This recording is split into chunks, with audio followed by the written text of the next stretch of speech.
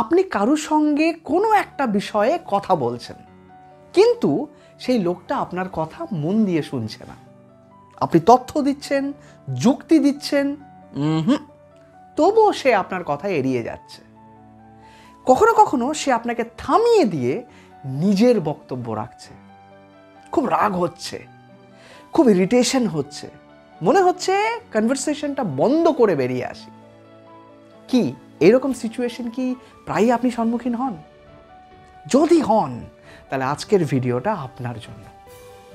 নমস্কার, আমার নাম ভাস্কর রাহা, আমি একজন সফট স্কিলস ডেভেলপার।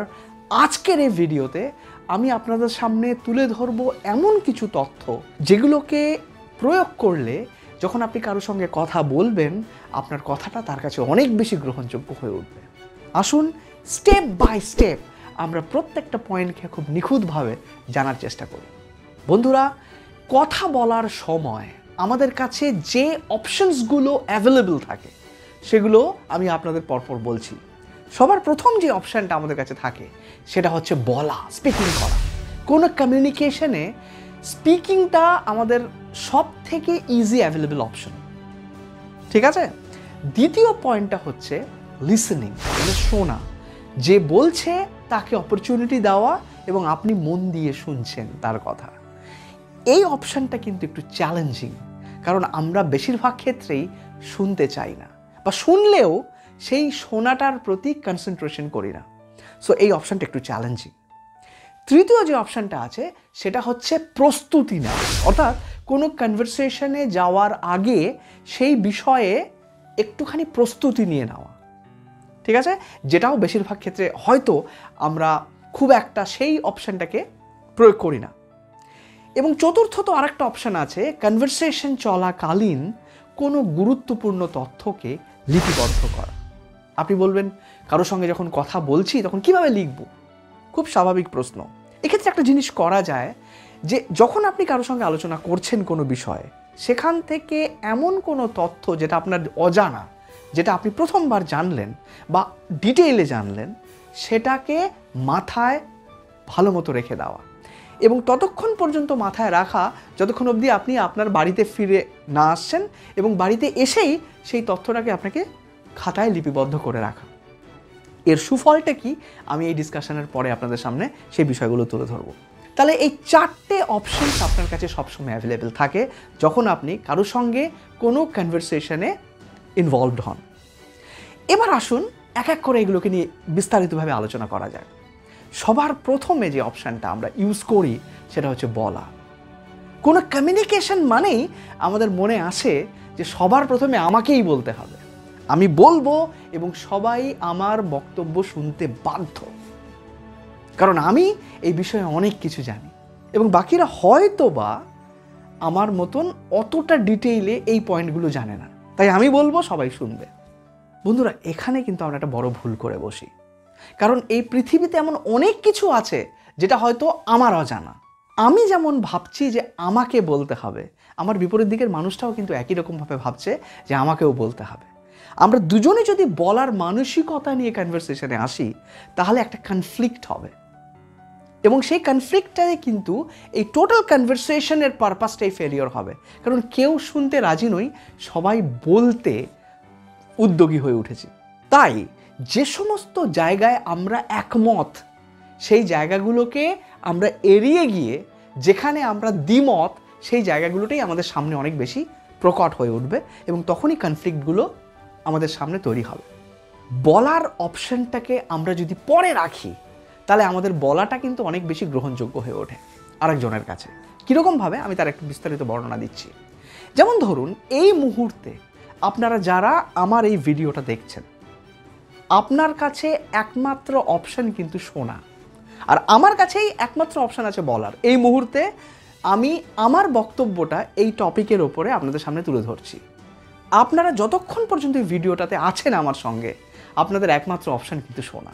ভিডিওটা দেখে নিয়ে যদি আপনার কোনো একটা পয়েন্ট মনে হয় এই পয়েন্টটা তুলে ধরা প্রয়োজন, আপনি কমেন্ট বক্সে সেই পয়েন্টে যখন লিখবেন, সেই সময়ে আপনি সম্পূর্ণ স্বাধীনভাবে আপনার ওপিনিয়নটা বা মন্তব্যটা আপনি ওখানে লিখলেন, এবং আমি যখন আপনার কমেন্টটা পড়ব তখন আমার একমাত্র অপশান হবে আপনার পয়েন্টসগুলোকে ভালো করে বোঝার এবং সেই অনুযায়ী আপনাকে জবাব দেওয়া।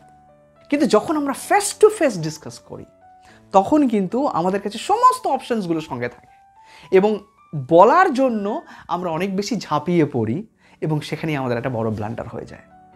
বলার অপশানটাকে না নিয়ে প্রথমে যদি আমরা শোনার অপশানটাকে নিই তাহলে কিন্তু আমাদের এই কমিউনিকেশনটা অনেক বেশি এফেক্টিভ হয়ে ওঠে। কেন জানেন?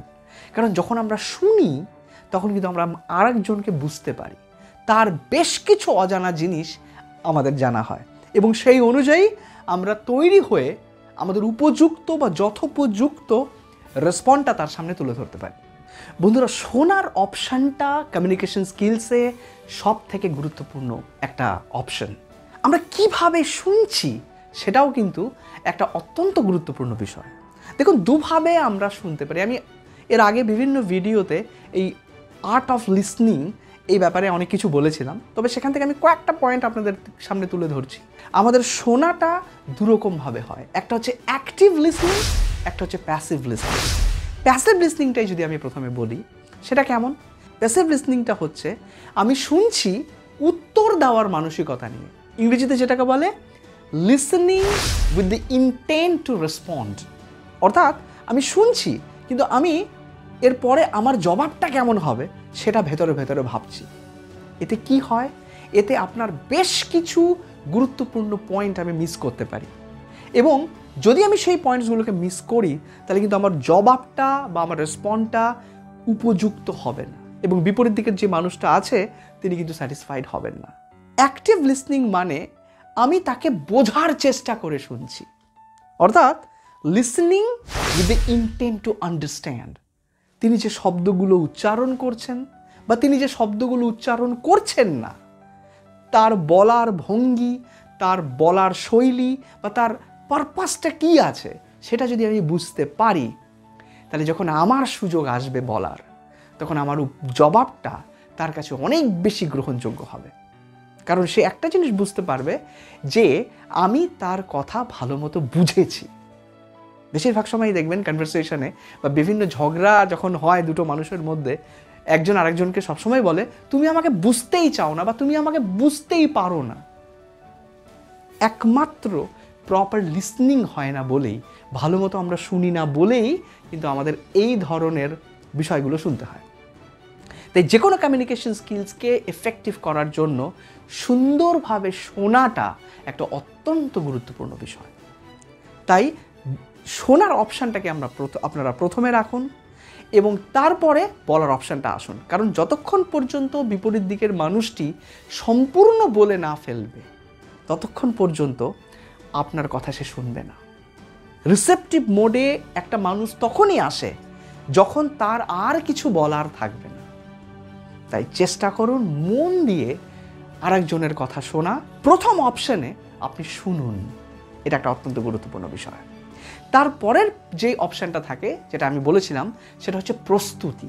কোনো একটা বিষয়ে ইনভলভ হওয়ার আগে পূর্ব প্রস্তুতি যদি আমাদের থাকে তাহলে সেই বিষয়টা আলোচনার ক্ষেত্রে আমাদের কাছে অনেক তথ্য থাকবে, অনেক সুন্দরভাবে আমরা নিজেদের প্রেজেন্টেশনটাকে আরেকজনের সামনে তুলে ধরতে পারবো এবং অনেক বেশি সেটা গ্রহণযোগ্য হবে।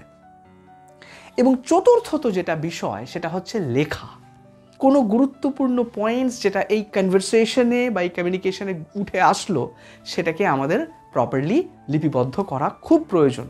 কারণ আমাদের মস্তিষ্ক অনেক দিন কোনো একটা তথ্যকে মাথায় রাখতে পারে না। তাই যদি সেটা লিখিত আকারে থাকে তাহলে যে কোনো সময় সেই তথ্যটাকে আমরা অ্যাক্সেস করতে পারি। আর এটার একটা সুফল কি?